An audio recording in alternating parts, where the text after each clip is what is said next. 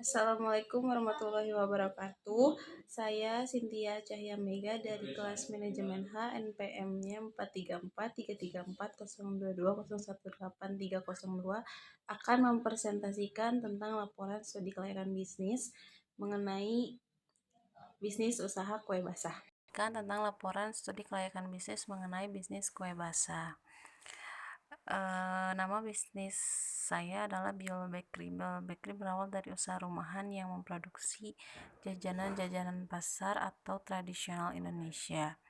Filosofi dari nama Biol Bakery. Filosofinya adalah nama Biol merupakan sebuah nama Korea yang menurut saya sangat bagus, yang artinya berarti berani namun ramah.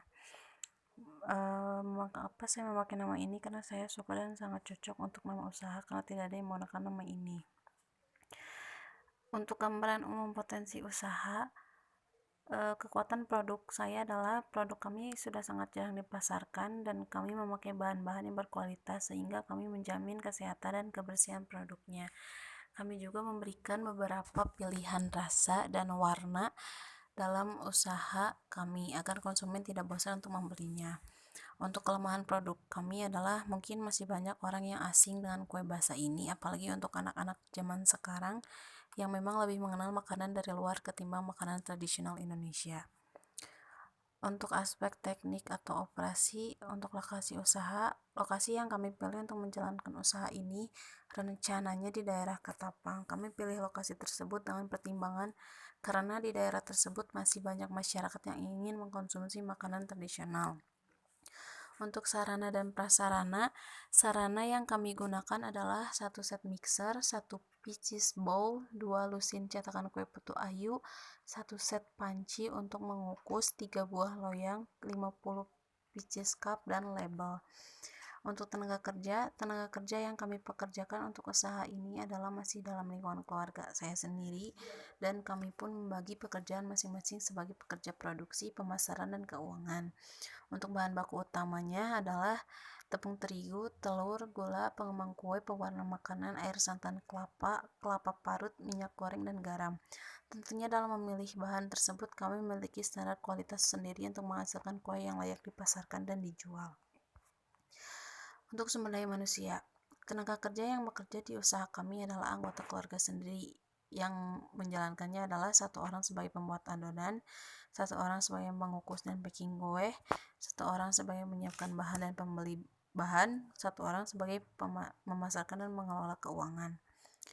Untuk aspek pemasaran, aspek segmenting pasar berarti membagi pasar menjadi beberapa kelompok pembeli yang berbeda yang mungkin memerlukan produk atau marketing yang berbeda pula. Segmentasi pasar ini bertujuan dalam memberikan gambaran khusus terhadap perusahaan tentang produk yang harus dihasilkan yang sesuai dengan keadaan pasar.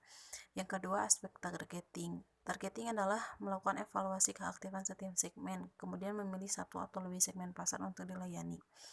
Ketiga, aspek positioning. Penentuan posisi pasar dilakukan setelah menentukan segmen mana yang akan dimasuki, maka harus pula menentukan posisi mana yang ingin ditempati dalam segmen tersebut. Untuk selanjutnya, aspek ekonomi dan sosial. Yang pertama, dampak dalam aspek ekonomi. Bagi masyarakat, adanya investasi ditinjau dari aspek ekonomi adalah akan memberikan peluang untuk meningkatkan pendapatannya. Sedangkan bagi pemerintah, dampak positif yang diperoleh dari aspek ekonomi adalah memberikan pemasukan berupa pendapatan baik bagi pemerintah pusat maupun pemerintah daerah. Kedua, dalam aspek sosial, dampak positif dari aspek sosial bagi masyarakat adalah tersedianya sarana dan prasarana yang dibutuhkan, sedangkan bagi pemerintah dampak positif dari aspek sosial adalah adanya perubahan demografi suatu wilayah dan kesehatan masyarakat.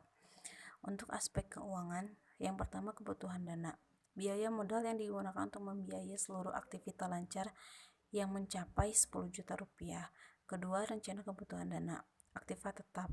1 set mixer berharga Rp250.000, 2 bowl Rp60.000, kompor gas Rp580.000, panci Rp150.000, cetakan kue 4 lusin Rp50.000, wadah kue 5 pieces Rp175.000.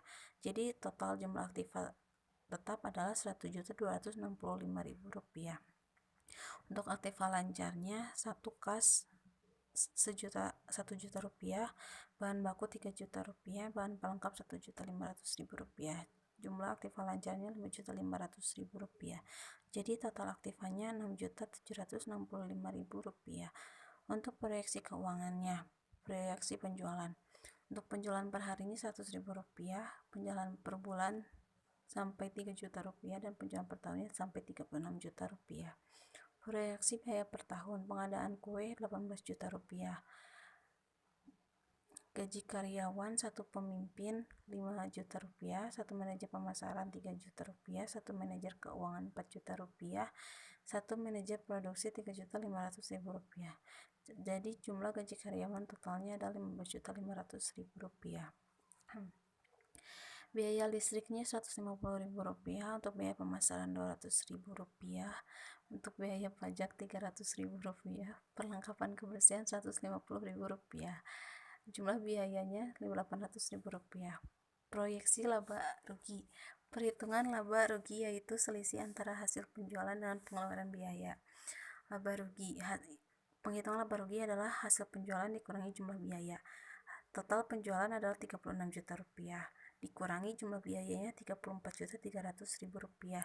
Jadi totalnya 17 juta rupiah. Jadi dengan ini laba yang diperoleh per tahun dalam penjualan kue Putu Ayu adalah 17 juta rupiah.